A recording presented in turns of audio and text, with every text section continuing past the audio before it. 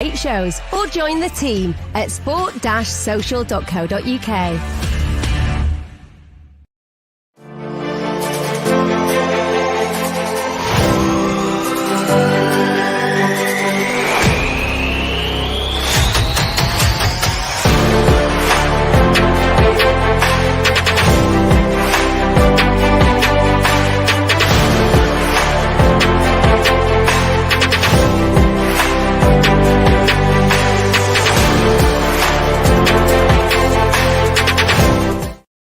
Hello, welcome back to a very special edition of the Masterclass.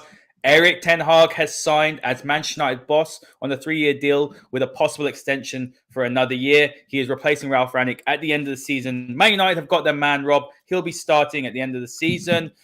And fans can get excited, and that's what we're going to talk about. It'll be a very forward-looking show. We're going to talk about, the details, his backroom staff.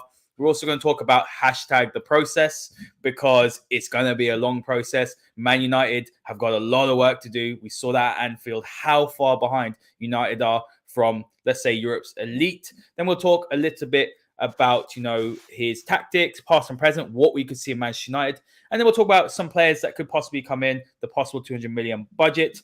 Rob, welcome back. It is great news, but let's break this down, because he's not a magician. There's so many issues at the club, but it does feel like with the changes we've seen with the backroom staff and we're seeing with the scouting, and it does look like the football hierarchy is starting to make some changes. Could Ten Hag have more power than any Man United manager has had since Sir Alex? Well, a historic day for Manchester United and for Manchester United fans. Not every day that you get a new manager, though, of course, we've had more than enough in the last few seasons. But I think when you look forward and you look progressively at this capture for Man United, we've been waiting for this announcement to come for about 6 or 7 days. We heard it was coming. It was due. It wasn't dependent really on the Liverpool result. It was just more dependent on agreeing terms with Ajax, make sure that compensation deal was watertight, and allowing Ajax to dictate terms of when Man United could say whatever they wanted to say. So we have reached that point. Last night, the contract was tied up. Everything was, the dotted, the I's and the T's were crossed. Everyone was happy. Manchester United proceeded to announce this contract and this deal for a new manager. I think with Erik ten Hag, and, there's been lots of debate about who's the right man, who it should be. Should it be Pochettino? Do you go with someone more experienced? Do you try and find a Zidane? Do you let Rangnick do the job like I was saying before? The good thing about Erik ten Hag is that he will build it. He will build it. He will not bodge it. He's not the kind of coach who's just going to take it on the chin and say, right, okay, I'll just take what I'm given and I'll settle for that, because he is highly ambitious. And that is essentially why he got the job. When Manchester United interviewed him, they liked his ambition and they liked his drive. And that's why he was given the keys to the kingdom. So it's over to Erik now. He will appoint his backroom. That will be done soon. What we wanted to do for everyone today, for our audience, obviously everyone who joins us for the masterclass regularly, we talk about tactics. But we don't just want to do a manager analysis show. Everyone's doing those. We want to do something about the process now.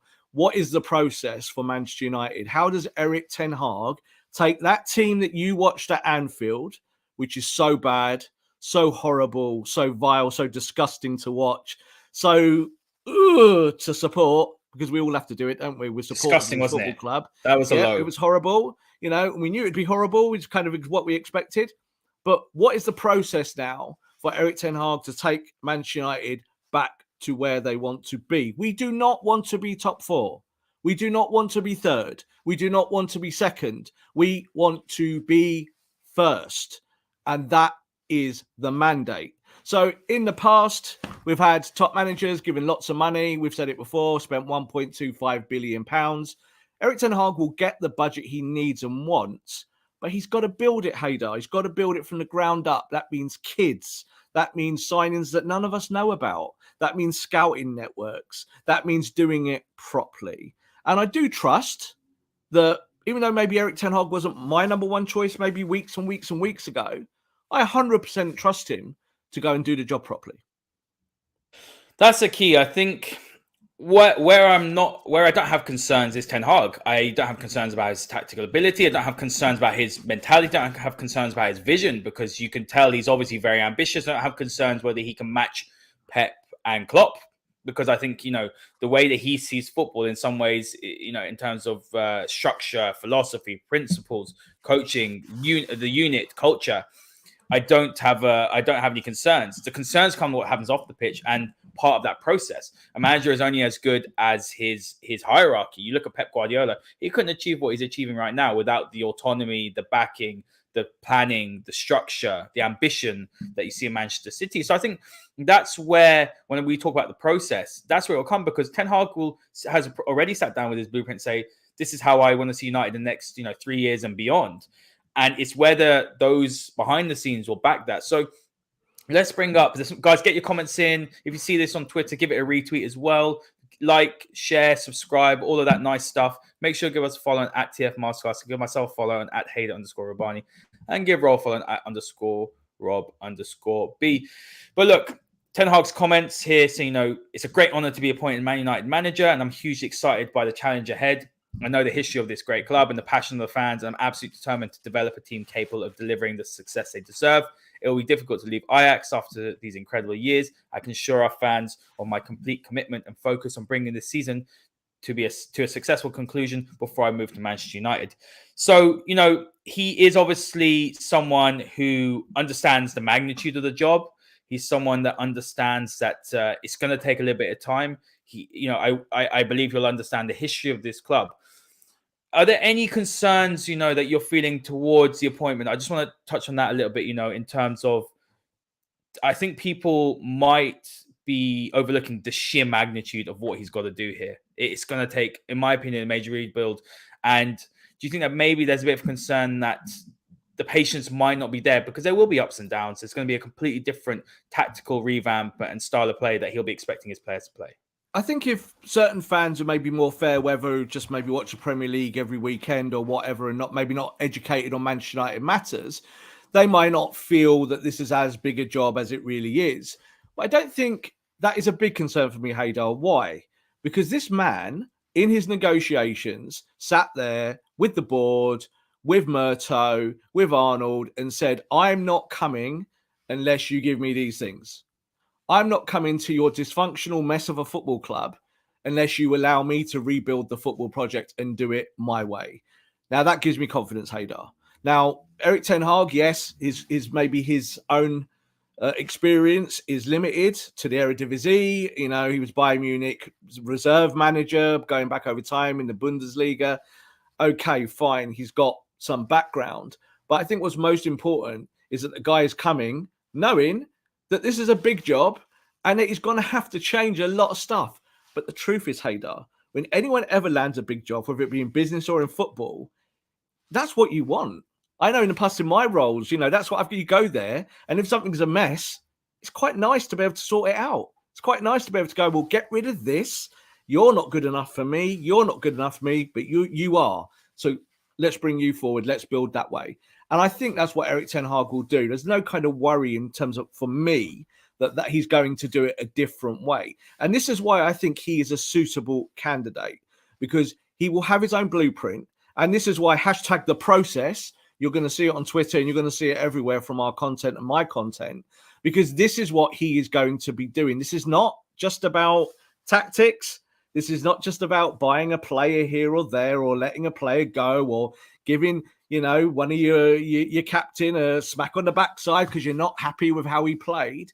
This is about something a lot deeper. And that's kind of the angle that I'd like to take it from.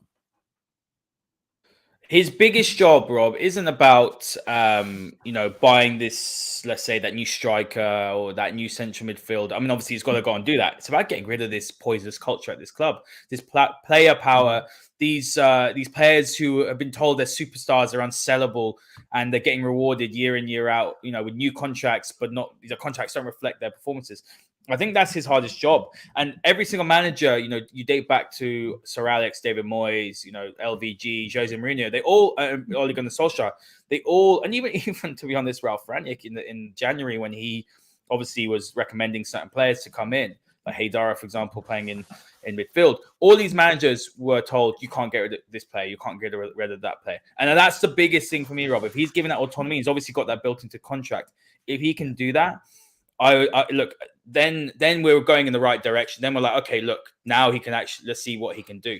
But I want to bring up Murto's comments as well, because he was very, very heavily involved in this process. And we'll talk about the process more, and we'll talk about, what's happened because even the last couple of days, firstly, Rangnick comments, and we'll talk about that in a second. You've seen the scouts go, but it seems that Murto has been pretty integral to this, and that's a positive. I'm a jury's still out for me when it comes to Murto, just because I need to see more tangible evidence. You can't see what a director of football has done in the space of a year. Give it 2, 3, 4 years, but it's definitely a positive that it's obvious that he wanted Ten Hag, as you can see here. Conversations with Erik Ten Hag leading up to his appointment, we were deeply impressed with his long-term vision for returning United to the level we want to be competing at, and his drive and determination to achieve that. We wish Erik the best of luck as he focuses on achieving a successful end to season at Ajax, and look forward to welcoming him to Manchester United this summer.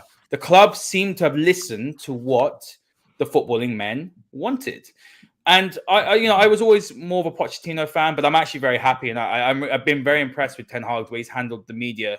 It's a circus. Obviously, he's joined the biggest club in the world, but I'm actually impressed that the club went with what the footballing men said. They went with what Rangnick said. It was Ten Hag who should have got the job, and for me, that's a big change from what we've seen in the past, where they've gone against it, and the bankers and the board members have said who they wanted. So that's a step in the right direction, isn't it? I know it's very early days. He hasn't even come into a job yet. The fact that he's in the role and he's been given some assurances contractually is a really big positive going forward. And we haven't seen that from any Man United manager.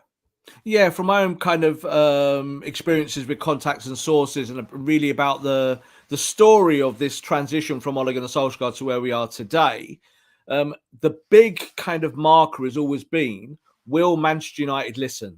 Will Manchester United be able to have the foresight to understand they have been getting it wrong?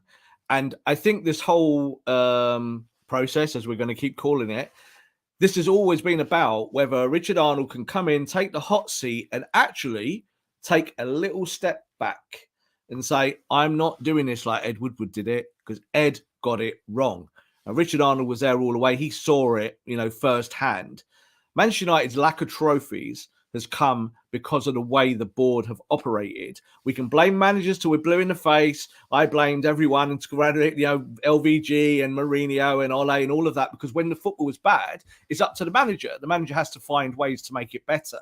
But there's no doubt that the failure of the football project has come from the commercial arm of Manchester United. So this is going to be the first step of the process, is to allow Ten Hag to run a successful football project in the same way that Liverpool did with Klopp, and they said to Klopp, go and sort the football team out.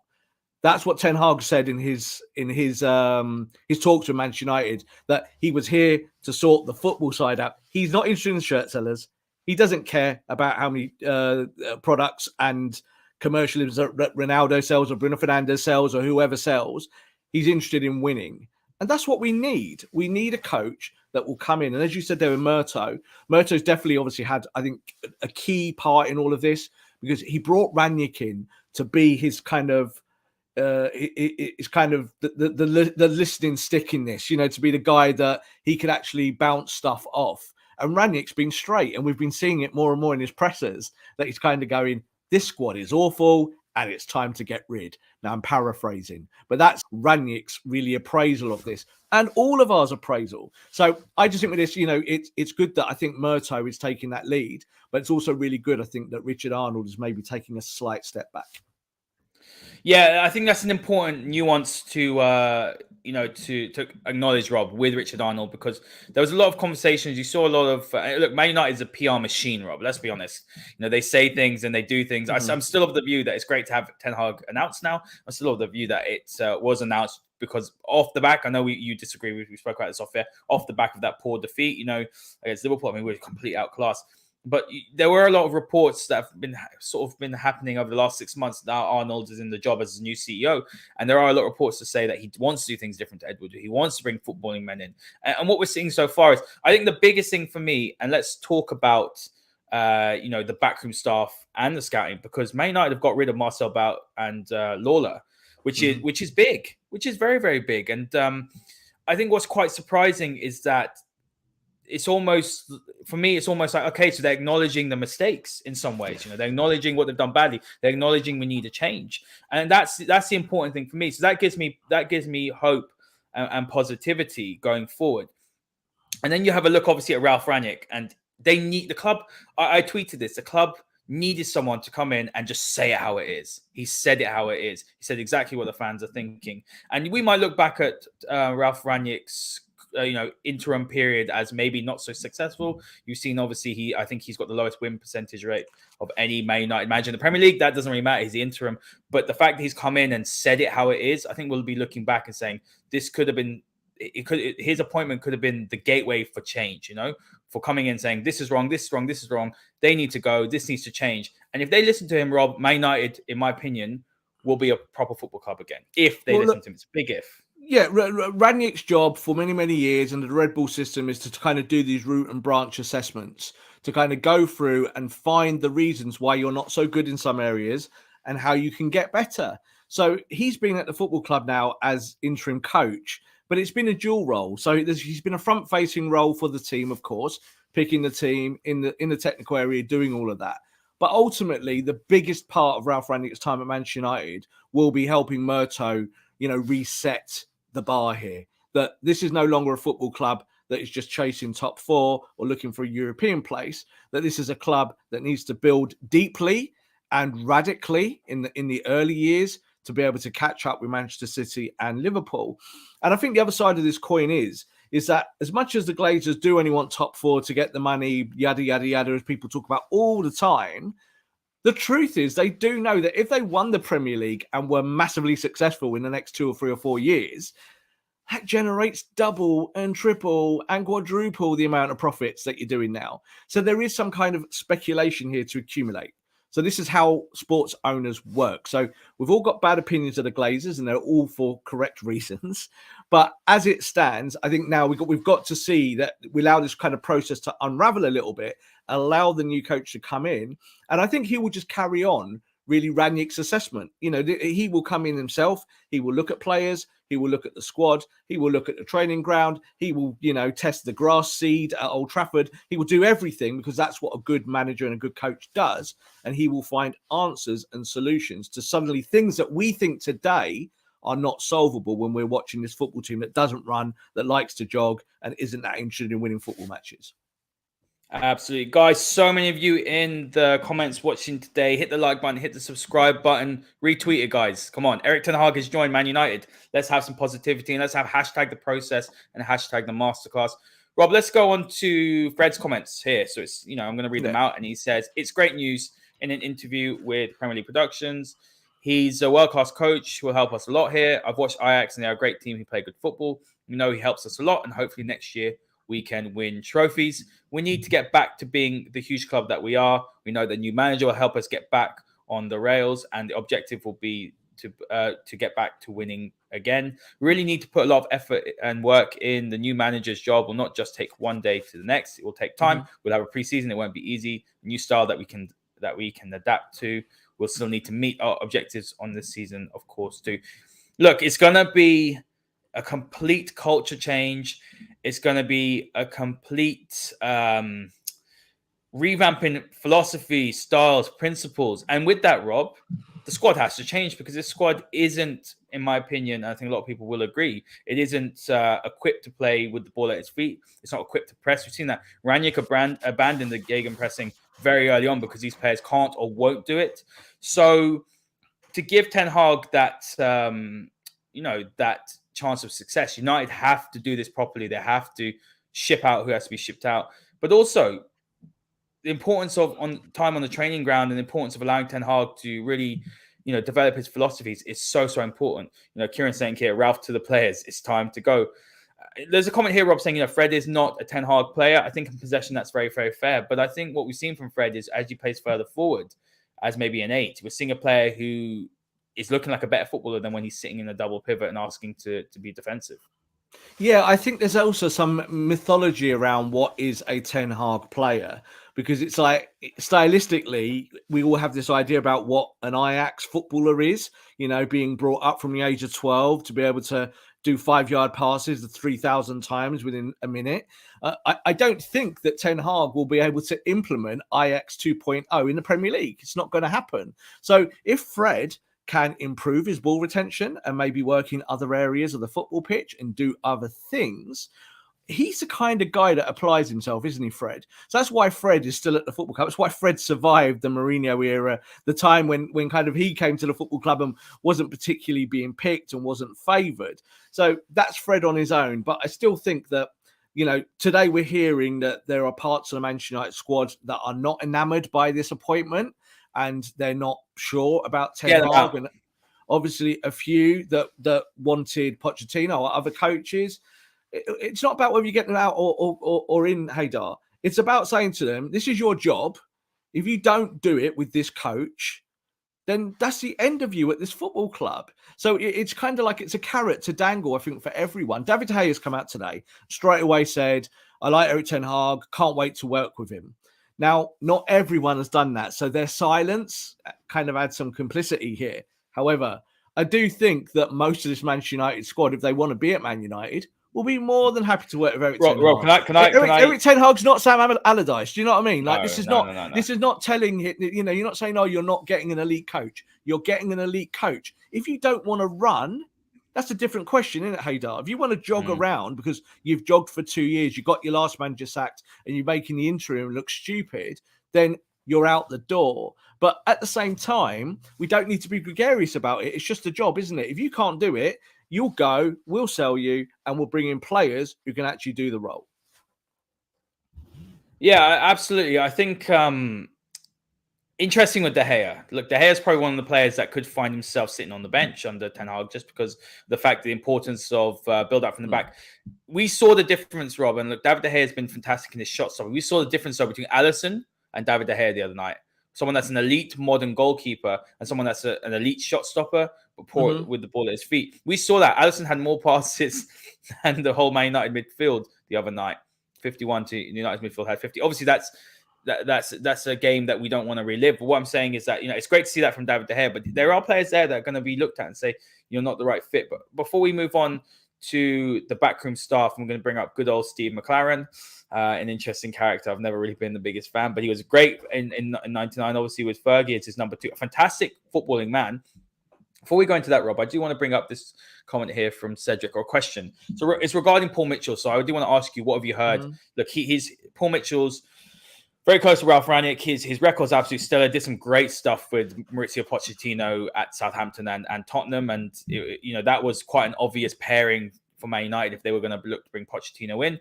But, will the bankers hire Mitchell, or will they allow him to be Moto's understudy with his CV? Look, I've heard a few things, Rob, that, United, with that almost like, ripping out of the scouts and things like that, and the chief scouts, that United might even be bringing in, let's say, like a head of recruitment or something. And that's where Paul Mitchell could fit. So, look, break that down a little bit for us. Could Man United see him at the club? Because he would be a really smart one. And for me, there was a question I was saying, is Rangnick going to be around living in Manchester? He won't. He's a consultant, unfortunately. I'd love Rangnick to be there full-time and have a full-time role. But almost Mitchell and Rangnick are very well aligned. So could he, be that Rangnick influence as well at the football club? Well, you've got to be careful not to have too many chefs because it does spoil the broth. Mitchell is a renowned director of football, works in various football clubs, has a much deeper CV than Murto. Murto's been around the block, of course, but Paul Mitchell is a guy that he's a Mancunian. He's been abroad, hugely successful in terms of the way that he's implemented systems and built football clubs. Would he be welcome at Manchester United? Possibly, but not. I don't think it's in this part of the process. I really don't. I don't see him being a number 2 to Murto. They have said that they are looking for an assistant to the director of football. So, call it whatever you want, an assistant director of football. But I don't think it will be someone like Mitchell. I think it will be maybe an ex-player. Maybe there's already one at the football club who's kind of doing that job. So I think that will be more the case. But I do think, more importantly, the scouting systems and things like that, that will be triggered by the new manager. This is all part of the wider conversation. You just said there about Steve McClaren. Why is Steve McClaren being raised up? Well, they've worked together before. Ten Hag has actually been Steve McClaren's assistant in years gone by, back in the Eredivisie. And I do think that Steve McClaren is a better coach than he is manager. So obviously he's been England manager, he's been manager at other football clubs, but he is a renowned coach. Fergie waxes lyrical about him. He was hugely influential in the treble season. When he came to the football club, he had all sorts of innovation, and he took the team that struggled from here to winning everything the following season. And he was a huge part of that. So that doesn't mean that he's the right choice now, but we do know absolutely for sure that Ten Hag views McClaren as a really nice connection between the past and the present. He knows that McClaren knows what Manchester United like when they were successful. He's been around the block as well, McClaren, managed all around the world and around Europe. And he feels that he's a guy that he'll be able to lean on as he rebuilds Manchester United in his own image. I mean, what the reports, obviously, how legitimate are they saying that, he'll obviously, Ten Hag will get Mitchell de Graag, who will come with him from Ajax. That's almost done. That's almost done. Yeah. So that's he's a shoo-in. You've got Steve McClaren. Obviously, he's been mentioned. There are reports saying that United have blocked that, or they're not too keen. But will that happen, do you think? And look, are there chances of Van Persie leaving Feyenoord and getting that work permit? Because I would absolutely love someone like Van Persie around in there. Maybe someone like Stam, who did quite well in certain jobs and not so well, obviously, when he was at Reading. But yeah, who's going to make up that backroom stuff? No, again, I think we do need to be careful. I've said about Robin Van Persie that I would like him at Manchester United, but it's not happening because it's not, the manager hasn't asked for him. So, we can all have our little dream scenarios. I was putting out on Twitter the other day that I would like Van Persie back so we could develop him as a coach and someone that can help United in years to come. But the truth is that's not real. It's not a real thing happening today. What is real is that he does want Steve McClaren. The club, I think, have said to Ten Hag that he will get what he wants. So if Ten Hag says, I want Steve McClaren, then it's up to United to negotiate with Steve McClaren. And if Steve McClaren can find a way of signing a contract with Manchester United who wants to do that job and be part of the operation in terms of football, then it will happen. That's the way I think it will be. If they cannot agree stuff, then it won't happen. But I do think that the manager will get his first choice on absolutely every position when he comes. Because that is what he said. He wants to say, I want to make these decisions. I'm not going to let you block stuff. That's the whole point. It's not going to be like Richard Arnold going, Steve McClaren, I didn't like you when he was England coach, and I'm not really into him. No, you don't get to make a choice anymore. It's a football decision for a football man. The football man you've just hired is Erik ten Hag. So, again, you just said that you're not a fan of Steve McClaren. I think, for me, I look at it from neutral eyes. I'm not interested in him. I'm interested in what he can do for the club, for the players, and for the manager. What about Rennie Milan's team? Can we see him coming back to Man United? No, it's not happening. No, he's so not. How many assistants, or how many will be part of the coaching staff? Because we mentioned, obviously, Erik ten Hag, you're going to have Mitchell de Graag, you're going to Steve McClaren. So look, there's a couple of spaces. Could we maybe see, well, look, the current crop are going to go. Could we maybe see Carrick come back? Is there a possibility of that? I doubt it. It's going to be like this. You will have, in terms of hierarchy, manager, assistant manager, first team coach. You'll have that kind of triumvirate who run the football team and make decisions. You'll then have individual coaching, obviously a goalkeeping coach like you always have. But then the big thing that I think will change, and this was Ralph Rangnick who highlighted this almost on day one when he came, is that you need better analytics. We talk about analytics all the time. We talk about how Guardiola's done it, how Klopp does it. I've even talked in the past about why Big Sam has been successful at his clubs, because he's an analytics animal. He absolutely goes deep into the analytics to find the stats that help him win games and keep clubs up. That's how he's made his career. And Steve McClaren is an analytics guy.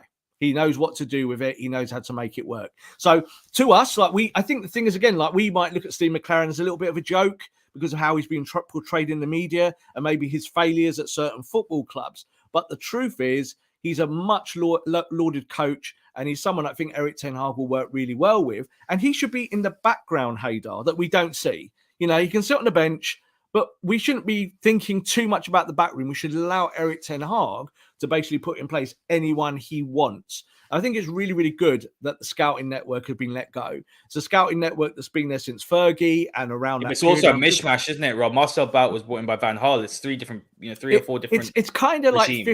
Like 15 years of mismanagement and inflating. So, like saying rather than having like 2 scouting networks, we've got like 10. Well, the truth is, you need one. Just have one, but have someone accountable for it who's actually telling these scouts, I want you to do this, look around for me. Man United have the biggest scouting network in the world, and they've also got the worst recruitment. So what does that tell you? So it tells you that it's top heavy. So I don't want to see lots of fake names and faces come in. I want Ten Hag to bring in whoever he wants, give him the checkbook, get the contract sorted, and get going with the project. Yeah, absolutely well said. Let's move on now to the tactical piece. It's what the masterclass is known for.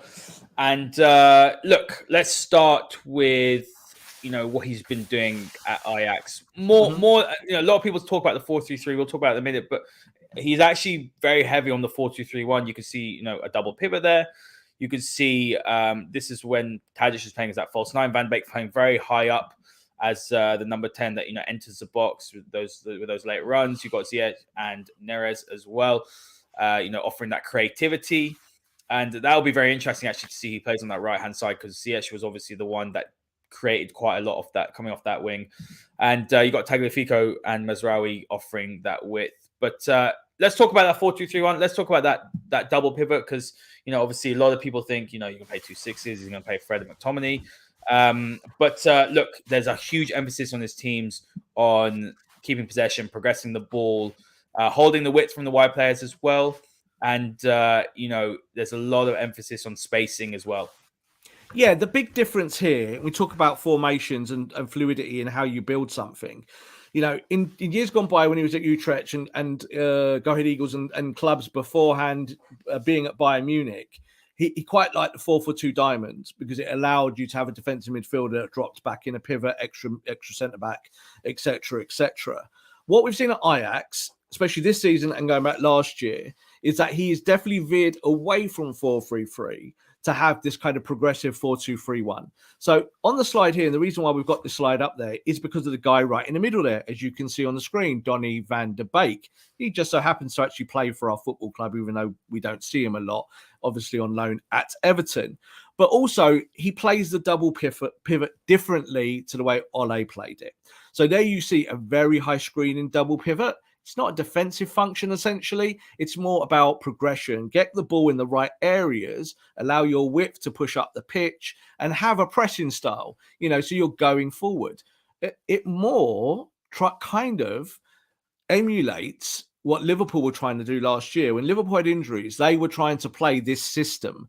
Didn't work very well for them. They are better as a 4-3-3, but they had injuries. That's why they were doing it. But Guardiola also likes to kind of have this fluid system from midfield into the attack.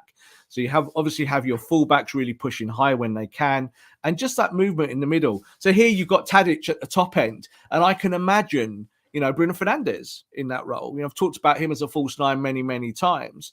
But going from the 4-2-3-1 that we see here to a 4-3-3 and back again, you can do that if you've got the right players. You just literally need to wink at your players and make it happen. It shouldn't be something that you have to make 2 substitutions for, and then you bring in a defensive player and you bring on a forward. It shouldn't be like that. You should be able to change formations all the time in matches. We've seen Rangnick do it, haven't we? He's actually picked up a lot of flack for it. People are like, he hasn't got a formation. Yeah, well, a good coach, fluid systems and good coach will always rotations. He'll always have 2 or 3 formations in his pocket, and he will always be able to go to them. And this is what you're going to see with this manager. He's not going to stick to 4-2-3-1 rigidly like Ole did.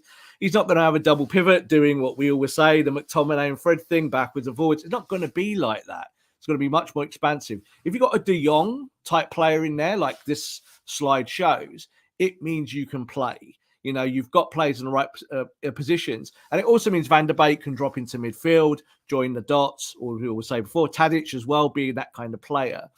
And this is what he's going to have to build over what I would say is 3 to 4 transfer windows. So I think that's where the process elongates, and we'll be talking about it a lot in the weeks to come, because this is not something you can do in one transfer window. You can get rid of a load of players, but it takes time to bring in the correct personnel for you to be able to play the formations you want to. Guys, we will talk about certain players. We will talk about Donny van der Beek a little bit later on, so don't worry about that. We will answer those questions. And we will talk about players who will be coming in and possible ones that will be leaving as well. Rob, what I do want to talk about is what he's done phenomenally well in the Dutch league. And that's why I think one of the reasons why Donny has struggled, and we'll talk about him in a bit more detail, but he has struggled, because the fact that Ajax did dominate possession, did dominate territory, as you can see, obviously. Look how high up those two midfielders are. I mean, Donny van der Beek is sitting on the edge of the edge of the box, opposition box.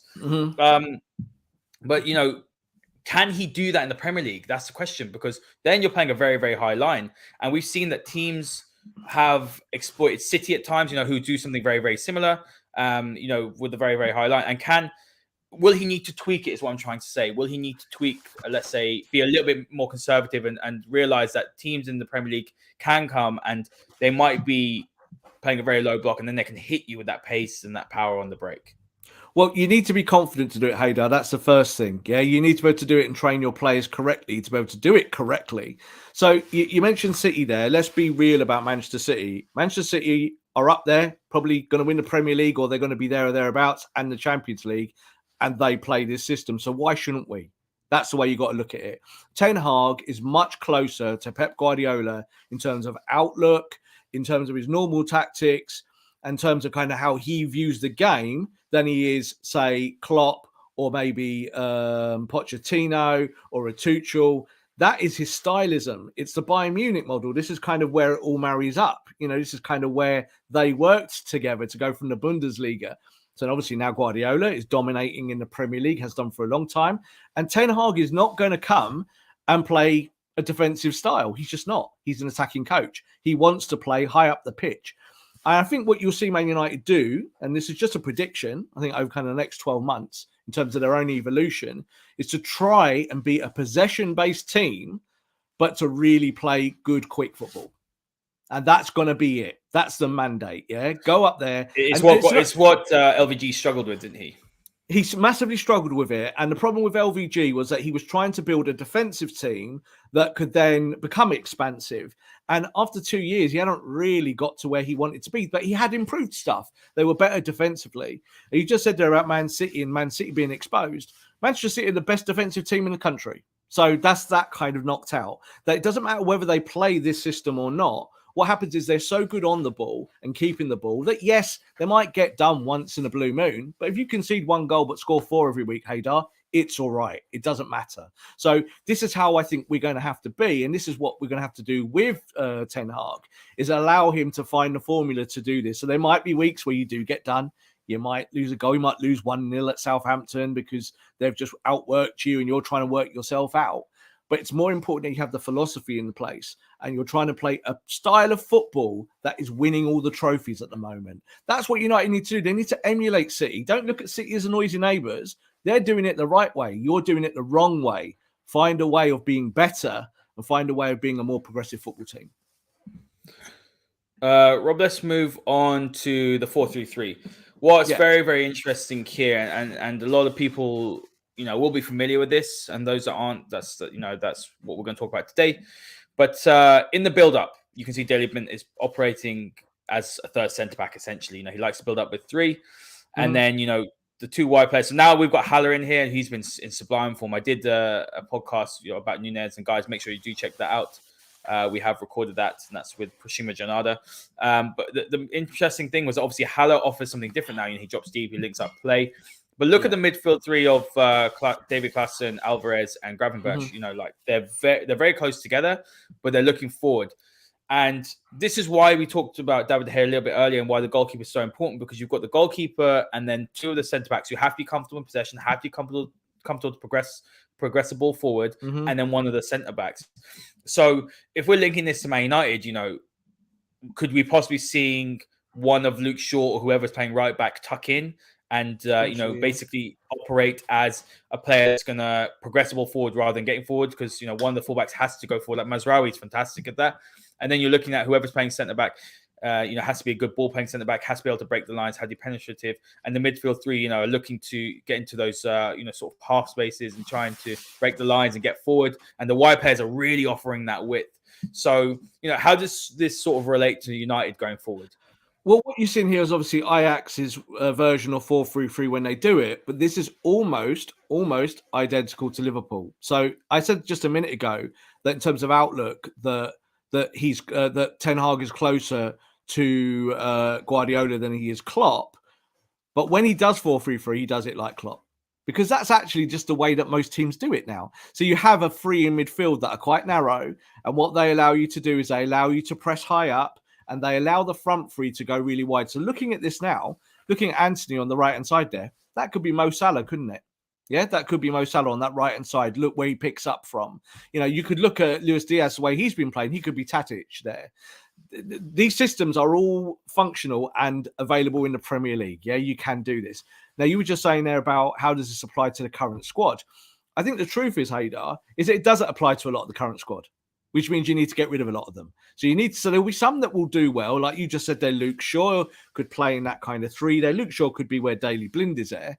But I don't think that's where you would have Luke Shaw. You'd probably be having Luke Shaw more in a 4-2-3-1 and maybe pushing him up the pitch a little bit. Yeah, progressing and carrying forward and doing what he was doing a year ago, because obviously the season hasn't seen that. Correct. Yeah. Play players to do stuff that they're good at. But you do need your own philosophy. So I don't think that we will see that this manager will play 4-3-3 the day he walks in the door at Man United. I think he will play 4-2-3-1, a system that the players are familiar with, but he'll be playing it differently. So when you look at the shape here, this works in the Premier League really well because it means that you can overload the centre of the pitch with your midfielders, and you're tight between your back, where your back line is, your midfield, and then where the attackers are.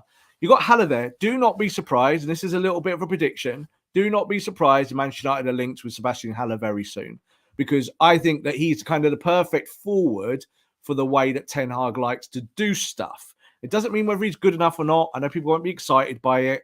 Tough. It's not what you get excited by. This football club has done too much of that in the years gone by, buying superstars that don't fit what you need. Haller might be perfect for Man United if they can get the system ironed out quickly. And then you can build around it. There's other players you can kind of put into the system. Anthony might be one. Quite like to see him at Man United. And obviously he is being linked with all sorts of clubs in the last few weeks. But I think what it shows here with Ten Hag is that he's got systems, Haider. He's a tactical coach. And that's what I've certainly wanted. I wanted someone that can come in and coach these boys. And absolutely key to everything is that Ten Hag said, I'm not getting involved with all the commercial activity in the football club. I'm not going around wetting babies' heads at hospitals and doing all that stuff, shaking people's hands from Coca-Cola. I'm not doing it. I'm a football coach. That makes me happy. That means that the players will get the attention of their manager 24/7, and he'll be able to do things that previous Manchester United managers simply have not been able to do. Rob, this is where I see the similarities with Guardiolaism and pet football. So where I see the familiarities is how the fullbacks. So let's say Daley Blind obviously is playing left fullback, but he's come centrally to provide and provide a bit of creativity, being a playmaker. It's what we see with City, don't we? We see Cancelo and we see who else playing left back, if it's Zinchenko coming in forward and doing that. So that's where I see some of the similarities. Then you look at Alvarez as well, who is the deeper player, sort of playing that's more of a single pivot, obviously a 4-3-3. And what you're seeing there is, he's essentially marshalling everything, maybe a bit like Rodri. So I do see similarities there when I watch this. And that's what we want to see as Man United fans, don't we? We want to see Man United playing some proper football, having some structure, having principles, players that understand their roles and responsibilities, looking after the ball, playing with their heads. I'm pointing at my head here if you're listening to this on Spotify, that, being smart, playing intelligently, understanding your roles, and being clever with the ball, not rushing it. The amount of times, Rob, we get 2 or 3 passes and we're rushing the ball at the minute. And it's a complete culture change. And then, as you mentioned, you make a really good point. We're looking at players here.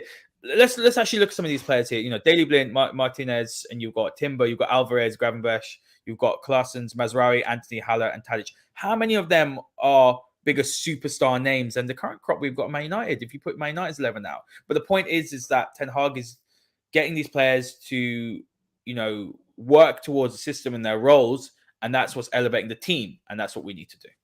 Totally. And we need to now have this principle as a football club.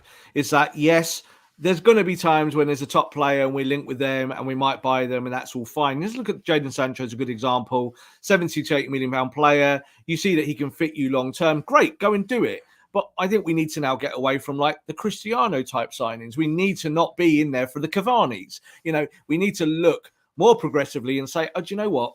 Sebastian Haller might not sell you shirts, but hey, he might help you win games. So this now must be the way we go forward. We have to be like this. We have to almost kind of rip up the Man United script that we've seen since Fergie left.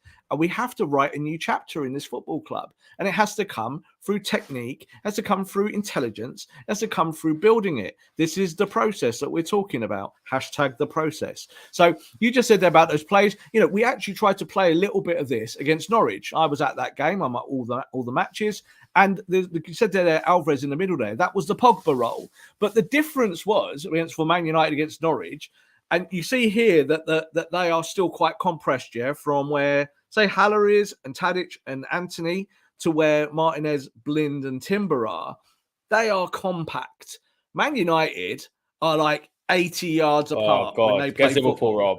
Oh. So against Liverpool, you saw that was a big problem. So this system here, this might work for Harry Maguire. This system here will definitely work for Rafa Varane. This system here will work for Victor Lindelof. The problem is all the systems we've been playing for a long time do not suit these players because it stretches the play and they get killed via pace. Daley Blind is literally the slowest player in this slide, but he will never get done for pace because his job is to intercept, read the game, get the ball on the deck and push it forward. So if you've got ball progressors there, your jobs are good in, you're lucky, you're happy. And this is what Ten Hag needs to build. He needs to get the current squad, and as I said, needs to go, you're a good player, you're a good player, you're a good player. Actually, I don't want you. You don't fit what I do. And you know what? You're one of the kids. And Hannibal, I like what you do. You're mobile. You're technical. Yeah, I'm going to play you as a number 6. I'm going to develop you in that role. And actually, I might develop you in a wider role higher up the pitch, like Tadic is playing there.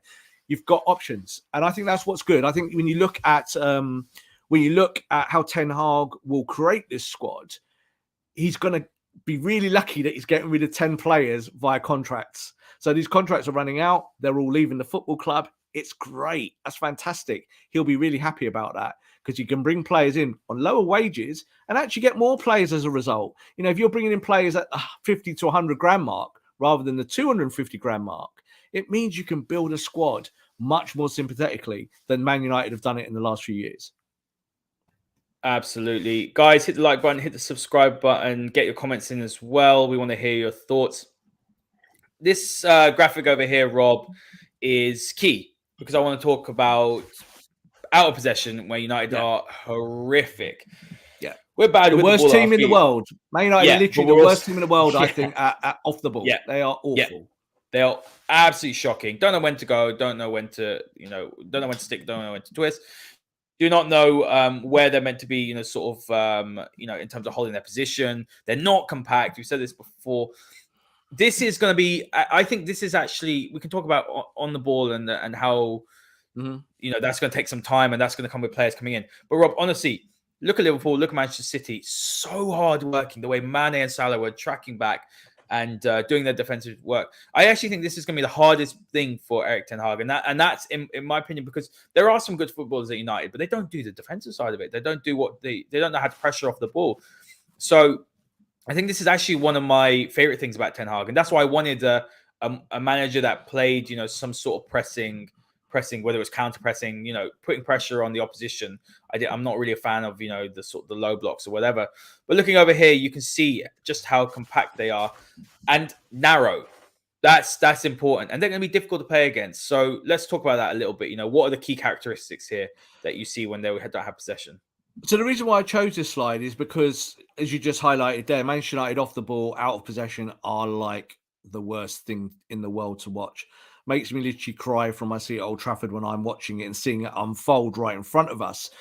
So here we are. This is what Ajax generally do off the ball and how they address the opponent. And this is a kind of traditional 4-2-3-1. Instead of the system that Ten Hag tends to play. You can see Haller right at the top there of the team. And you can start to apply this to Manchester United's current staff. So Haller being at the top there, That could be Anthony Martial. Could be. That could even be Marcus Rashford. Doesn't matter if people like it or not. But I'm talking in terms of how Ten Hag would set up to have other players doing stuff. You can see there between the 4, the 2, and the 3, and the 1, and how the double pivot is there. The double pivot is not attached to the defense, but the double pivot has its own zone. Its zone is to get the ball to one of those 3 to get you forward, and then to have a striker that can at least get forward as well and help. So this is what being off the ball and out of possession is all about. It's about winning it back in the correct area and being able to go in 2 or 3 passes. Ralph Rangnick talks about this in depth in his pressers, wouldn't shut up about it. 6 seconds, 8 seconds movement. He even said it at the end of the Liverpool game. So after getting thrashed 4-0, he just repeated his own stuff. He was like, well, Liverpool got the ball, scored a goal in 6 seconds. Liverpool got the ball, scored a goal in 7.5 seconds. This is how modern football is. You have to be able to get the ball in transition. So when you're out of possession, you work hard, you keep your shape. The person that might struggle in this, Haider, is Bruno Fernandes. Why? Because Bruno Fernandes is ill-disciplined. So he would have to keep this shape to be able to get the ball, move it along quickly, and then link up with the number 9 if he is the number 10 in a 4-2-3-1. Now, he should be able to do it. He's good enough. Rob, let's break that down a little bit. Let's break down. So we've said it many, many times, and he's frustrated me a lot this season. He's a fantastic player, and I won't sit here and sort of slag him off because I think he can work in the system. But what is it with Bruno? Is it the fact that he's looking around and the others aren't doing their job, so he feels he has to work doubly hard? Is he just not thinking? Is it poor, maybe sort of tactical acumen from his point? Is it the fact that, it doesn't really matter? It's a mess at Man United. He's just doing what he's got doing and just doing his own thing. Was he giving too much freedom under Ollie? There's so many different possible reasons behind it. I think this season he has freewheeled. And what I mean by that is he's just kind of gone, well, just kind of do what I want. I think he has done that. And I think part of that reason is because Ronaldo's at the football club. So the season before that, Bruno was the leader of the team, the guy scoring the goals, getting the assists. He was more disciplined. And his work rate was still really high, but he said something that was really worrying under Solskjaer. And I think I did say it on one of our shows before, where he said, my manager, so he's talking about Ole, has said that I work too much in certain areas. And then he said, but that's just what I do. And I thought, what? No, your manager tells you don't work in that area. You better not work in that area. Don't care how much money you earn. So it has to be like that, Haider. So I think this year, the fact that Cristiano has played the Haller position there, and that you've seen Bruno operate maybe somewhere Gravenberch is there, also operate where Tadic is at times on that left-hand side, it hasn't worked because Bruno Fernandes just does what he wants.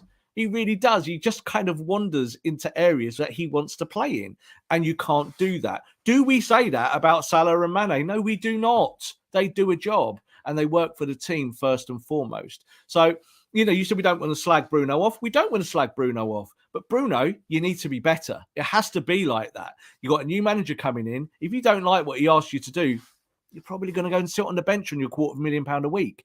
That's how it must be. This football club must be about players earning their spots, not meritocracy. Meritocracy, but also, Haider, just like put your finger out and do as you're told.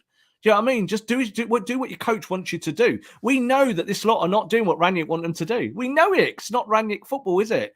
Rangnick's having to kind of adjust on the fly to just keep these lot active, so you can win games. And now we've got to a point where we're not winning games at all. Struggling against Norwich, go to Liverpool, get completely destroyed. It's humiliating. So Ten Hag is not going to allow that. Ten Hag's not going to say, Bruno, you've got all these goals and assists. You're fantastic at stats padding. You've got all it well done.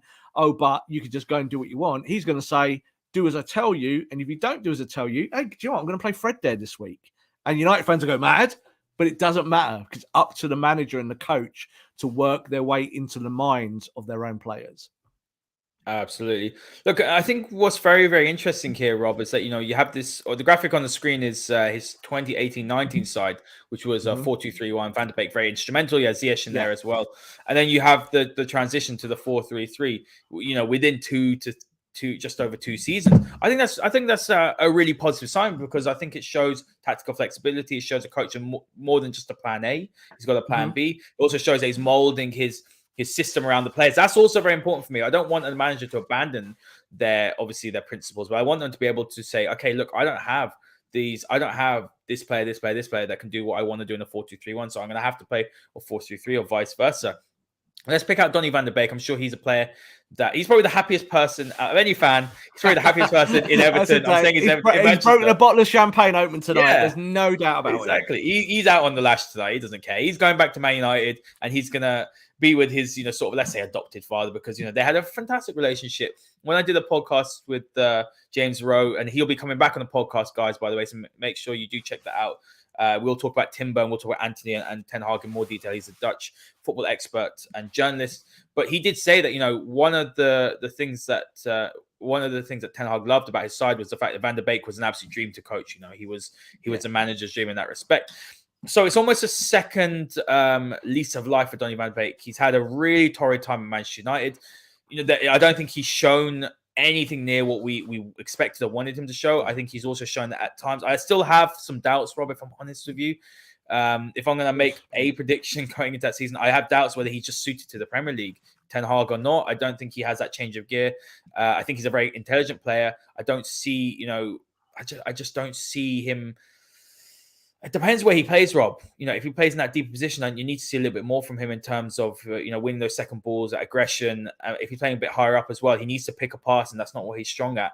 But where do you see him? Because if you see Bruno as a false nine, Van der Beek is that obvious position player at number 10. And look, Paul Pogba, there's reports saying he'd stay. I'd be very, very surprised if he does. But if he stays as well, that makes Van der Beek's job a little bit harder. I think as much as I love Paul Pogba, Rob, for his own good as well, I think he should just go and clean slate for us, for the club, for him as well, and go and play elsewhere. But there are three players that I'm thinking, where are they going to fit? Because they're all good players in their own right. But, there aren't many spaces in this squad. I mean, could Bruno play on the right, for example, and be a creator there?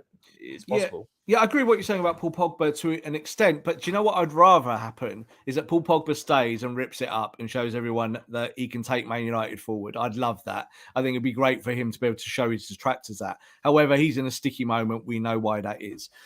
Donny van der Beek, you're saying, where will he play? Well, you look at these two systems. You look at Erik Ten Hag's one there from 2018 to the one now. He still actually plays 4-2-3-1 more. I've researched that and looked at that. So the system on the right-hand side with Haider at the top end in that 4-3-3, it actually ends up being more like 4-2-3-1 in the Eredivisie in general. So how do you make these things apply? What you'd have to do there is you look at the system on the left there with the 4-2-3-1 is that Tadic, as I said, you could have the equivalent with Bruno Fernandes in terms of what they can and can't do. Attacking midfielders that will play at the top end of the pitch, push the ball forward, be able to push against a centre-back, but also drop back in and play kind of more connection play. But I do think that Donny van der Beek, if he's going to have any success at Manchester United, is going to play exactly where he plays there. So when you can see on that left-hand side there, he is going to be a number 10. He's not going to be a number 6. He's not going to be a number 8. He doesn't do those things very well. So why would a manager who knows him really well come to the Premier League, risk his own neck as a coach, and playing in a position where it might cost us goals and might cost us wins? So I think you'll see Donny van der Beek as the 10 quite often next year. It doesn't mean he starts every game. He quite often was on the bench at Ajax, would play minutes and come on and off. There's no problem with that. And I think you'll see that there'll be less of a focus of that number 10 role being held down by Bruno Fernandes. Because that's what's happened, isn't it? Bruno's come to the football club and that's his position. And Ole Gunnar Solskjaer made it like that. You've seen that Ralf Rangnick has played Bruno in wider positions. I don't really know if you'd want him to. Like, you look at this system there to the one on the right. Anthony gives you genuine pace and trickery in those areas. That's more like Sancho. It kind of gives you that in terms of player equivalent. But then you've got Tadic on the left, who is, as we said just a minute ago, more like Bruno. So it's really interesting. But I think these are going to be the primary systems. You're going to see this a lot at Manchester United next year. I think you'll probably see 4-2-3-1 75% of the time. And then the other 25% of the time in transition against maybe weaker teams, Man United will play a 4-3-3. It's going to be really interesting who United get to be the centre forward, because I think that will really shape the midfield in the attack, and then allow Ten Hag to go out and buy one or two extras that complement his philosophy. Absolutely. And let's talk about some of those players, Rob. So I'm going to keep this up on the screen because I think it's good to visualize the two formations and where these players are going to fit in. So, guys, get your questions in if there are some particular players. There was a question, Rob. Actually, I'm going to go with this. It was a little bit earlier on saying, if you could sign one player for, Ten Hag's system and to come into Man United, who would it be? I think I know who it's going to be. We spoke about him, I think, in the last masterclass. I know exactly who it's going to be. Who would I buy first? Player from West Ham. Yeah, you go first. What, Souček? No. Of course not Souček. Yeah, the first person I would buy, again, we talk about, we'll talk about this a little bit expansively. There's been a lot of talk today about how much the transfer budget is, and people are saying 200 million. There's no such thing as a transfer budget. It never is. It's always linked to your profit and loss and what you can afford. If you get rid of a load of players and get them off your wage bill, what can you do? You can afford a few more extra players. So Man United are in that cycle, 10 players out of contract. That's a ton of money. That's like millions of pounds a week. That's a lot of money. It means you can go and do genuine business. The first player I would buy, without a shadow of doubt, is Declan Rice. Because if you're going to play 4-2-3-1 and you wanted a player to be in your double pivot in that 4-2-3-1, or you wanted then to switch to the 4-3-3 and have a single pivot in front of a back four, who would I want to do that job in world football? Anyone. I would pick Declan Rice. I don't care if he's English. I don't care if he plays for West Ham. I don't care what he's done before. I have no interest in it. I care about his metrics today, what he provides, his leadership, his drive, all of that stuff. And do you know what I really don't care about? Is his transfer fee. The Glazers should pay up whatever it costs to get the right players. So he would be my first choice in there, but there are lots of players that you could go for. We're going to talk obviously a little bit more about them towards the end of the show, the likes of Ruben Neves. There's all sorts of midfielders there that would fit the system. And again, you don't necessarily have to spend 100 million to go and get that big defensive midfielder piece or that number 8 who can come up and down the pitch. But you know what, Haider? If you want the best in class, and Chelsea and City are all looking at these players and they're in for them, you should also be in for them. Don't let the transfer fee put you off. Just make sure it's the right player for your system. Yeah, that's the thing. I've always said this about Declan Rice, Rob. A lot of people, I don't understand what people are watching when they're saying that, oh, he's just another McTominay. McTominay shows great spirit and all that, but there's some serious deficiencies and flaws to his game and understanding his position But his, it's old his opinion, isn't it? Because I was saying that last year. I said it before in the past. I was like, I watched Declan Rice at the World Cup. I've watched him at tournaments, and I've watched him for England, and I didn't have a very high opinion of him for a long time. I was like, he's good, but, like Scott McTominay has similar kind of skill sets. The difference is that Declan Rice has become a monster at ball carrying. He's become an energy monster in terms of how he can work from the back four towards the striker. He's added goals. He can assist. He can do all sorts now that he just couldn't do before. And that's on him. You've got to congratulate him for that. That's why all the top teams are looking at him. I guarantee you that if West Ham put him up on the transfer market, you would have the top teams in Europe also looking at him. He's that good. So this is not about him being England or buying English. And there's so many United fans that are obsessed with that narrative. Ten Hag won't be interested in that. Ten Hag will just want the best player in class. And if it's Declan Rice, it'll be Declan Rice. Doesn't mean you'll get him, but it means that you've got the right player kind of mindset. Quite the kind of recruitment model needs to be around the player types that make you better.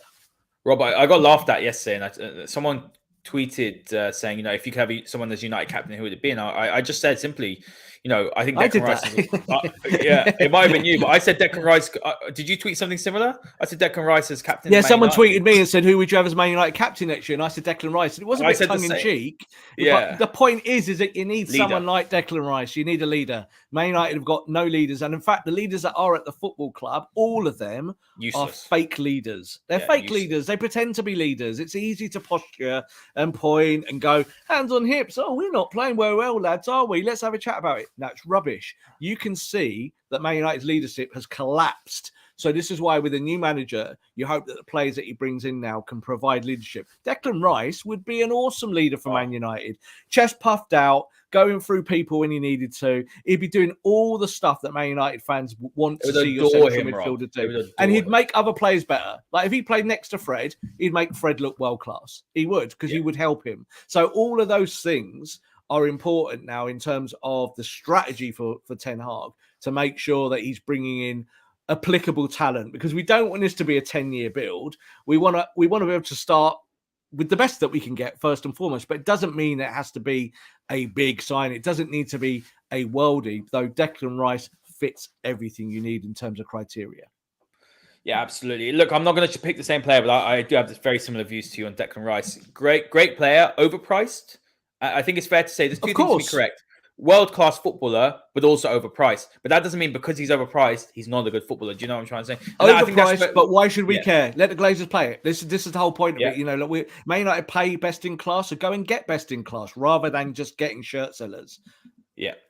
Absolutely. Well, look, I'm going to say my player quickly. Well, just quickly touch on him. I agree with Declan Rice, but a player that I would really like to see, and I think he'd fit the Alvarez role absolutely beautifully. And we've seen him play with Paul Pogba for France in midfield, and that's Tchouaméni. You know, I was a bit hesitant with Tchouaméni because I've watched him. I was thinking, okay, so let's see if he is the real deal, because obviously, you know, they have seen players that come from French league. The league isn't as, you know, it's not one of the top leagues.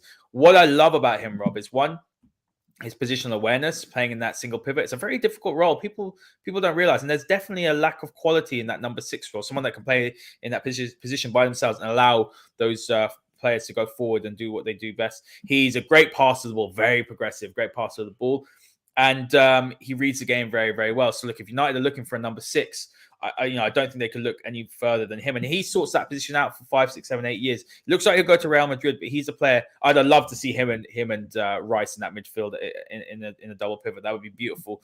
But let's move on to a couple other players. So let's start with the number 9 position. United need to invest here. We started the season with Ronaldo, Cavani, Mason, Martial, Rashford. I actually think, I don't know, it really depends on Martial, Rob, to be honest. I think he's got qualities that really do fit Ten Hag's system. Ball retention is excellent, but he's just like, when's it going to happen for him? We don't know. Like, when's the penny going to drop, Rob? I think he needs to go personally, but I can see Ten Hag liking those qualities. But I think there's more there, negative wise, in terms of how many chances is he going to get. But look, let's talk about Nunez, and you can touch on Martial in a second. But I did a podcast with Aaron from Prashima Janard. Guys, do check that out if you haven't. It's absolutely fantastic. What we did is we actually got Haller's FBref stats, and we got Nunez's ones just to compare them. And I really like what I see from Nunez in terms of some of his raw. He's very raw. I like his ball progression, his progressive carries. I like the way he's very aggressive. He's strong. He's 6'2". He's scoring a lot of goals. He scored some big goals as well. He scored a couple against Liverpool. He scored against Barcelona in the Champions League as well. One of my biggest concerns, right? He scored against Ajax, knocked him out. One of my biggest concerns is he's in the bottom percentile for pass completion in Europe for strikers. That's a huge concern when that is such a big part of Manchester United, of Ten Hag's system, and will be at Man United. When you look as well at Bruno Fernandes being someone who has poor ball retention and decision making, you can't have two players in those two key positions, number 10 and number 9, be poor in that aspect. I asked Aaron, and I'll allow you to obviously give your view on that. I asked Aaron, I said, is it a case of Benfica being a very big counter-attacking side, playing on the break, playing on transition, and that's why we're seeing that from Nunez? Or is it just the fact that, look, he's just not good at that and he focuses on what he's good at? So that's difficult for me, because I really like his raw abilities and qualities, and I think you can coach him. He's 22, but that's a concern, Rob. 54% pass completion per 90 minutes is really poor, and Haller is one of the best in Europe at it. He's great at holding the ball up, bringing others into play, and Ten Hag will want that ball retention from his number 9. Yeah, that metric doesn't bother me. And the reason why it doesn't bother me is that your ball retention is not going to come in a 4-2-3-1 from your centre forward. It's not. The idea is that centre forward can run and can push in terms of the channel and can overload one side. So, for instance, here in the 4-2-3-1, the way that Ten Hag would play it, Nin is actually a perfect at that, in terms of going wide, picking the ball up and dribbling towards the box. It's what he does. He's really good at it. So this is where sometimes we must be careful with metrics, because metrics can look really bad on paper, and sometimes players can look really good. Like we did a show, didn't we, last year, where Fred was in the top 8% of midfielders in the whole universe, and we were like, what? We watch him every week. So metrics can be skewed sometimes, but I think when you're looking at new players coming in, this is why I said I don't discount that Haller will become a target, is that Haller has played in the Premier League and it didn't work for him at West Ham because of the way West Ham set up. So he found that difficult, and he'd had a really good season the year before he came, but he's shown what he can do under Ten Hag. So the connection between those two guys, I think you can look at Darwin and say that he's ready. He's a kind of Premier League ready player, 22, and that you could coach him and take him to the next level. But do you know what as well, Haider? You could buy him and Haller. Just buy them both. And then you've got two players that can do different things, have different strengths, and you can rotate correctly because they're not going to break the bank, either both in wages or in transfer fees. You're going to be able to get them at a good rate. That's the way you do it, Haider. You don't have to go and buy Erling Haaland every week. You don't have to get Ronaldo for a £50 million contract. You just have to get players that fit your system. Both of those guys do that. Yeah, I think number 9 is really important. Let's touch on Ronaldo as well quickly, Rob. Obviously, very, very sad news about his baby, and something that I can relate to. My family's been in a similar situation, so my heart goes out to him and his family. What's the story there? Is he if United don't get Champions League, will he stay? Will he go? Where does he fit into the system? Is he happy to sit on the bench? We've said this before that I'm happy to have him around if he's happy to sit on the bench. I know you'd prefer he went, but look, if United are going to have that full rebuild and break from the past, I think Ronaldo probably has to leave and has to be shown the door. Yeah, the only reason why I said about Ronaldo leaving is not because I'm a hater, I don't like Cristiano, etc., etc., etc. The reason is that he's on £25 million a year. That's a lot of money for someone that might not be able to help you build your football club. But I do think that he'll probably stay because I do think that there still has this agreement in place with Manchester United. Why would he give up that £25 million? That's the other way of looking at it. He's under contract, so why would he say, yeah, sell me? He's allowed to dig his heels in. And I do think that if this is a transitional year for the new manager, is that you can still buy Haller, you can still buy Darwin, and you can still have Ronaldo. Oh my God, you've got 3 strikers. You can still do it, and you can still rotate it. So it's just important that Ronaldo doesn't get picked because he's Ronaldo. That is the worst reason to pick a player. It's the same thing like when you look at Messi and Neymar, isn't it? You can't pick them just because of who they are. You should do it because it helps you win. Now, of course, there's going to be times where Ronaldo hits you with a hat-trick and everyone goes, look, he's still God. But the truth is that if you're building a new project, it will take time, but it will be about phasing him out. I've got no issues if he stays really Haider, as long as it doesn't stop us buying new players because you've got an old man there who can't do these systems. The 4-2-3-1 he can certainly do. And we thought that it would work under Ole, and it didn't. And I think it didn't work partly because of Bruno Fernandes.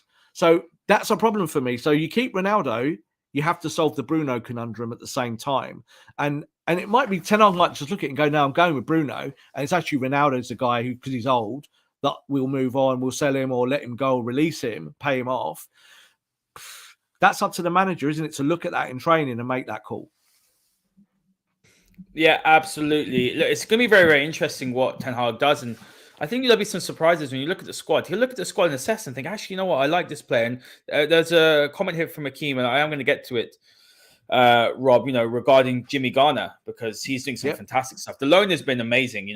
He's an example of a really good loan. We've seen Laird go to Bournemouth as well, and not be as successful as he was at Swansea. He's not playing as much. He's played a little bit, but Jimmy Garner's been fantastic. And, could you see him possibly finding his place? Because with Matic going and United, let's say they're bringing a new midfielder, I think Garner could find himself in the squad and really have an opportunity. Or would you send him out on loan again and allow him to play regularly? Because maybe at Brighton or somewhere like that, because United have got Hannibal in the fold. I'm really hoping that we see those two blooded in. It'd be nice to maybe see Garnacho blooded in a little bit as well. Laird, look, United have an issue at right back. There's a comment here about Livramento being a right back. I'd absolutely love that. I think he's been a great signing for Southampton. He does everything that you want from a modern fullback, very progressive ball carrier, great in the final third, and he's good defensively. But United have to supplement the squad with some of these youngsters. They just have to do that. And Ten Hag has got a good track record of doing that. So that's a positive, in my opinion. Yes, I like Livramento. I'll take him tomorrow. A fantastic player. Talking about Jimmy Garner, he is, we just said earlier on in the show, what is a Ten Hag type player? And we said there's some confusion around that. Well, Garner is a Ten Hag type player. He's someone that you could take, develop, give him a position, give him a job and a role when he can do it.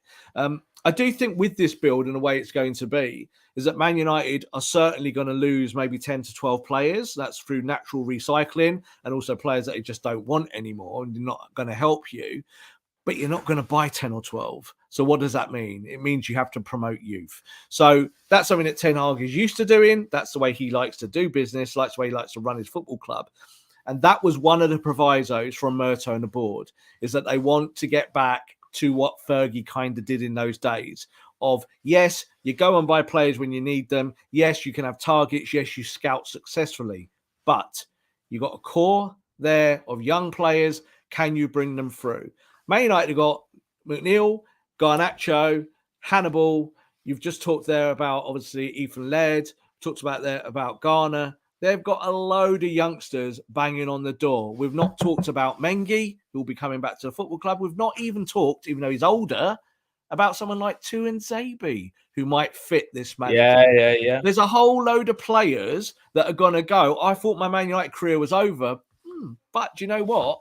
I might get a chance in pre-season. They'll all come back for pre-season. They'll be on that god-awful tour abroad, which they shouldn't be on. It should be done at home, and that's how you should do pre-season tours.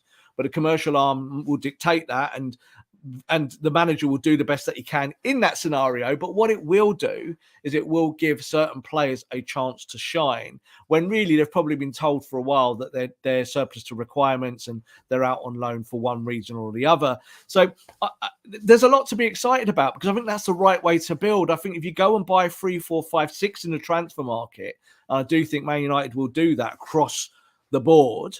I think then you promote 3, 4, 5 out of your youth team that are exciting young talents. Yeah, I want to see Garnacho. I want to see him in that kind of Tadic role there on that side, on the left, because he's just got so much upside. He's like crazy. He's going to be amazing.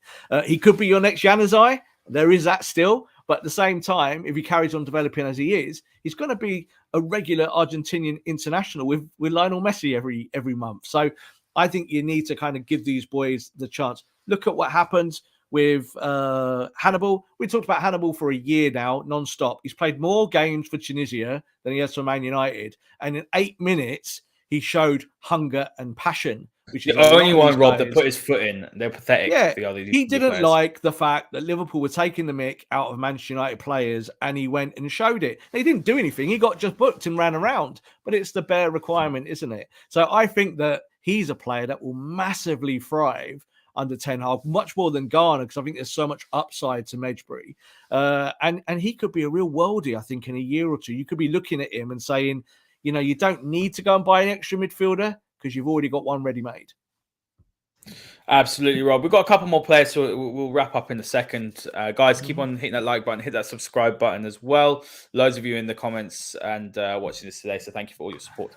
Let's talk about that centre-back position. So obviously Timber's been mentioned as well, and he can play right back, so I think he's a very interesting signing. I like his versatility. We'll look at him more in the show that I do with James that will be coming out in the coming days.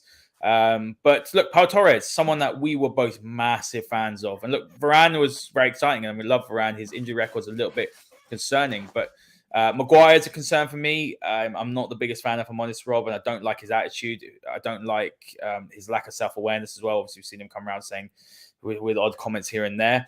I don't think he's good enough. He's at fault for 3 of United's goals against Liverpool. But I am fully aware that we probably will see him in this Man United side. Maybe not as captain, but we'll probably see him in the side. Won't ship him out, unfortunately, in my opinion, but I would. He'd be one of the first players out for me. But Pau Torres on our left-hand side, playing the Daily Bint role.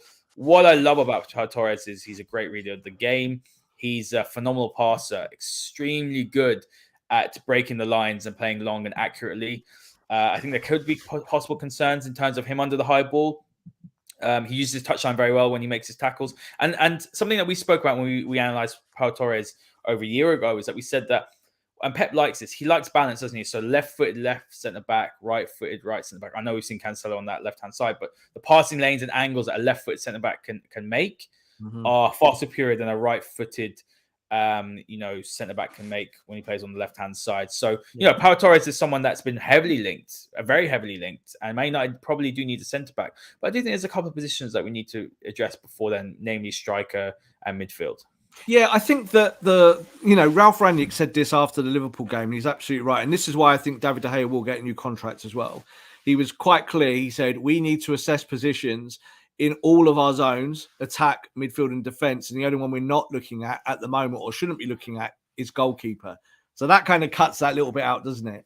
But there's no doubt that Manchester United have defensively collapsed this year, both in terms of their confidence, just their general work. Like again, under Ole Gunnar Solskjaer, last year they found a way to pass out from the back and it was working. And in this year, bang, it's gone, it's ended, and that's out the window.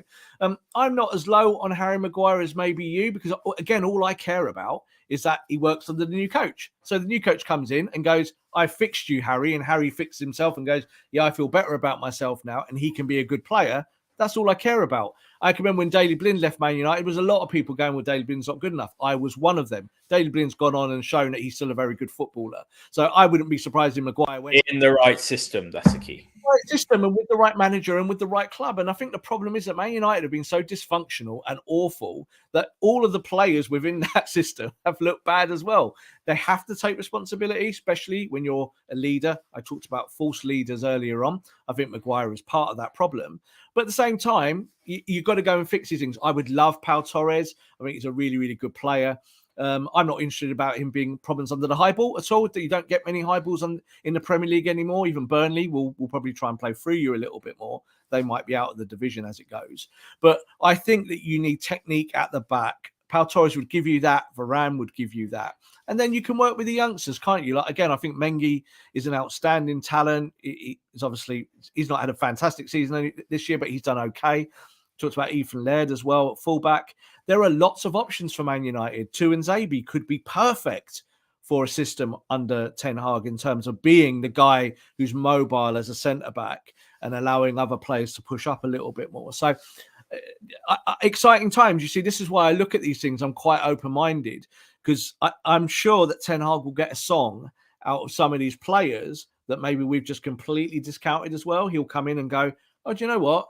You've never done this. I can teach you this because I'm a coach. If you learn and do what I want you to do, you might be a viable footballer for Manchester United. Absolutely. Let's move on now. And the final two players we're going to talk about, we'll do them together, Rob. And we'll talk about Milinkovic-Savic. I'm a massive fan. I've been a fan of him for a long time. And if Paul Pogba goes, he's a really good replacement. I know that we spoke off air and it seems like he's been linked to Fulham. I don't see him going there, personally. I'd be very surprised. You never know what would happen. Obviously, they've just got promoted. The other one's another player I really do like is Ruben Neves, who looks like he'll be off in the summer, ready for that big move. He has been linked to Barcelona and Arsenal as well. So I think Neves really does fit the mold in terms of ball playing ability. He could play in that number 6 position. I think he might lack a little bit of mobility there, but I quite like him a little bit further forward. He's a really good passer, a good striker of the ball. Milinkovic-Savic is very technically sublime. He's very comfortable playing in a 4-3-3. He can play further forward, more in an attacking role, but he can also play deeper as well. He's got good ball retention. The player that, the Savic rumors are coming up pretty thick and fast, and Neves as well. So, they're two players. Where do they fit in, in the 4-2-3-1 or even in the 4-3-3? Well, again, they're players that you can use with their versatility because they can do different things. I think Neves is the more likely because he's someone that's been in and around Man United's scouting system for a long time. But as we now know, that scouting system has just been binned. But it doesn't mean they won't look at these players again. You just said about Savic and Pogba. I've always heard this going back, and this goes back to previous incarnations of Paul Pogba leaving Man United, where he was the guy who would replace him.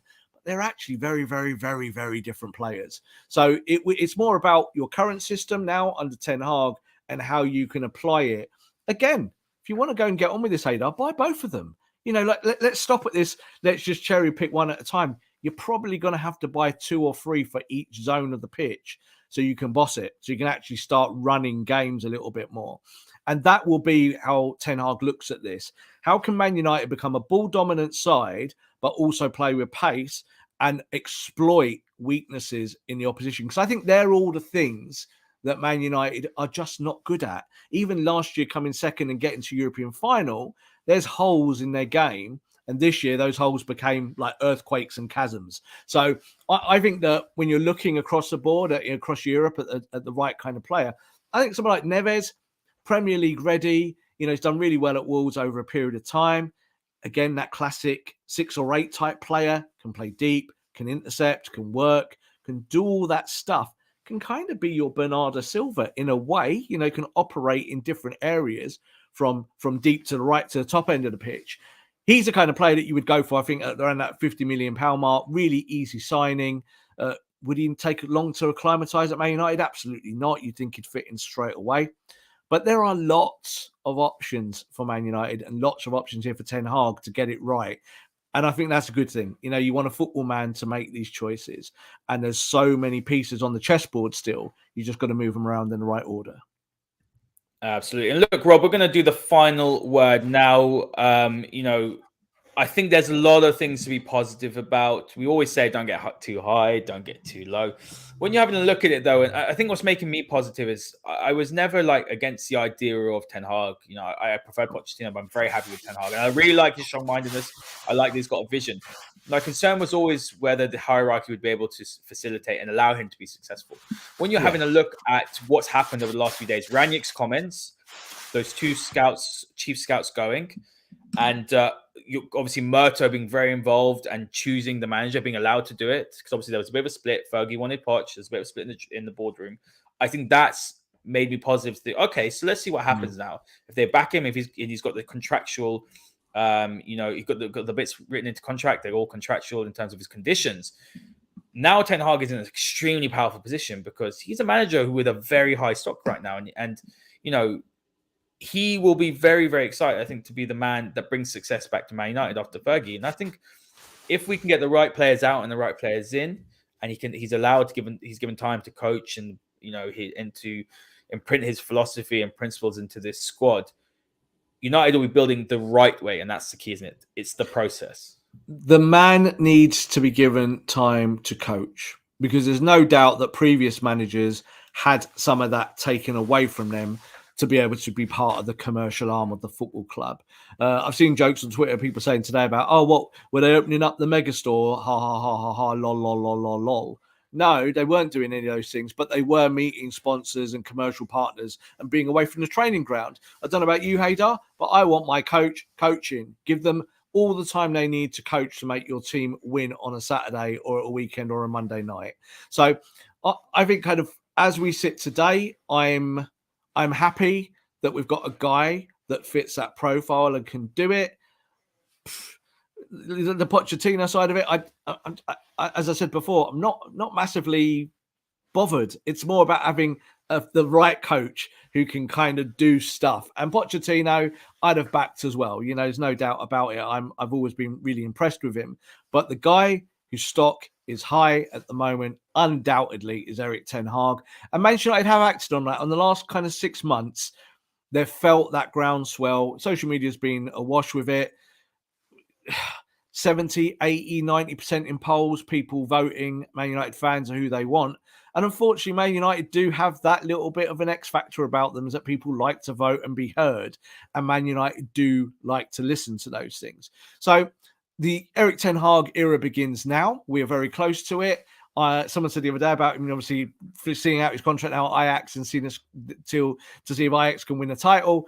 He will already be thinking about his new football club. He will already be thinking about systems and tactics and new players, and maybe bringing one or two of his current players. Rob, I'd like to see a manager coming to the United job having won a title. That'd be nice. Yeah, but do you know what? That's just paying lip service, though, to certain sections of the fan base, because that was the whole thing about Poch, wasn't it? It's like, he hasn't won a trophy. People get really obsessed by those things. But you are right. I would like him to be able to come as the champion of the Netherlands and the Eredivisie. That's nice.